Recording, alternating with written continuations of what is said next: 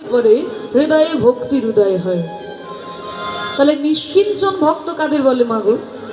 না যার কিছু নাই। ও কিছু নাই, তাহলে তো আমারও কিছু নাই, তাহলে আমি নিষ্কিঞ্চন ভক্ত? বলে না, আমার কিছু নাই আর রামদাস বাবাজি মহারাজের কিছু নাই, এই দুটো না থাকার মধ্যে পার্থক্য আছে।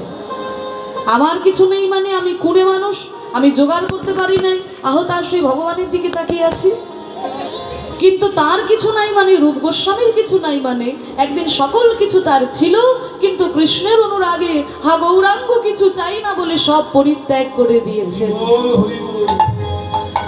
এই হচ্ছে বাবাজি আর আমার মধ্যে পার্থক্য। তা এই হেন কোনো নিষ্কিঞ্চন মহৎ ভক্তের চরণ ধুলিতে যদি গড়াগড়ি দিতে পারা যায়, তবে হৃদয়ে ভক্তির উদয় হয়। তা ভগবান দেখলেন, ওরে বাবা, তাহলে তো ভক্ত হওয়া বড় বিপদ। আমি কার পায়ে ধুলো মাখতে যাবো রে বাবা? আমি যার পায়ে ধুলো মাখতে যাব সে তো নরকে চলে যাবে। কি গো মায়েরা বলো, তোমাদের এখানে যদি ভগবান এসে হঠাৎ দাঁড়িয়ে বলে যে আমি একটু পায়ে ধুলো নেব, তোমরা কেউ দেবে? ভগবানকে পায়ে ধুলো দেবে?